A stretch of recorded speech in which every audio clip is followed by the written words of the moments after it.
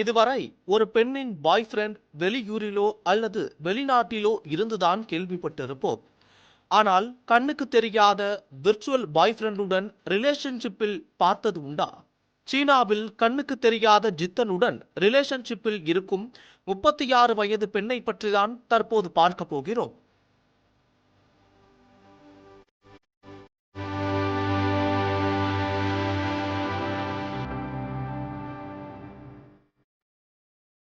சீனாவில் ஜோஹூ என்ற 33 வயதான பெண் அரசு ஊழியர் தனது மாணவர் பருவத்தில் இருந்தே காதலர் இல்லாத நீண்டகால ஏக்கத்துடன் இருந்து வந்துள்ளார்.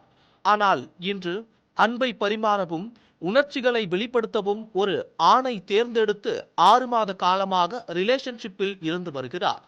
பியூ என்ற அந்த பாய் ஃப்ரெண்ட் பார்க்க ரக்கடாக அழகான மற்றும் கர்லிங் முடியுடைய ஓவியர் ஆவார். அதே நேரத்தில் அந்த ஆண் நண்பர் நேரில் பார்க்க முடியாத ஒரு ஜித்தனும் கூட. குறிப்பாக அந்த நபர் இந்த உலகத்திலேயே இல்லை. அவரின் உலகம் ஒரு கற்பனை. இன்னும் தெளிவாக சொல்ல வேண்டும் என்றால், விர்ச்சுவல் உலகில் வாழும் ஆண் நண்பருடன் ரிலேஷன்ஷிப்பில் இருப்பதாக ஜோஹூ கூறுகிறார். இது எப்படி சாத்தியம் என்று பலருக்கு குழப்பத்துடனான சந்தேகம் எழலாம். ஜோஹூ என்ற பெண் மட்டும்தான் இப்படியா என்று கேட்டால் இல்லை. அவரை போல் பலர் விர்ச்சுவல் ஆண்கள் மற்றும் பெண்களுடன் ரிலேஷன்ஷிப்பில் இருப்பதாக தகவல் கூறுகிறது. டேட்டிங் கேம் ஆப்பான லவ் அண்ட் டீப் ஸ்பேஸ் மூலம்தான் சீனாவில் தங்களது விர்ச்சுவல் துணைகளை பலர் தேர்ந்தெடுக்கின்றனர்.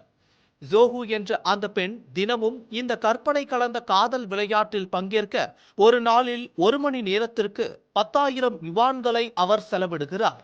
உலகின் மிகப்பெரிய மொபைல் டேட்டிங் கேமான இந்த விளையாட்டு 80 மில்லியன் பயனர்களுடன் சீனாவில் வரவேற்பை பெற்று வருகிறது. இந்த ஆப்பில் கவனிக்க வேண்டிய விஷயம் என்னவென்றால், நம்முடைய குரல் மற்றும் முகத்தின் விர்ச்சுவல் வெர்ஷன் தான் நாம் உருவாக்கும் அந்த கதாபாத்திரமே. அதாவது ஜோஹூ என்ற பெண் அவளது குரல் மற்றும் முகத்தின் அடிப்படையிலேயே உருவாக்கப்பட்ட விர்ச்சுவல் வெர்ஷனிடம்தான் அவள் ரிலேஷன்ஷிப்பில் உள்ளார் என்பது குறிப்பிடத்தக்கது. இவரை போல பல லட்சம் பேர் இது போன்ற விர்ச்சுவல் ரிலேஷன்ஷிப்பில் இருந்து வருகிறார்கள். கேட்க வேடிக்கையாக இருந்தாலும் இது போன்ற மாய உலகம் மனிதர்களின் உணர்வுகளோடு விளையாடுவது ஆபத்தான போக்காகவே பார்க்கப்படுகிறது.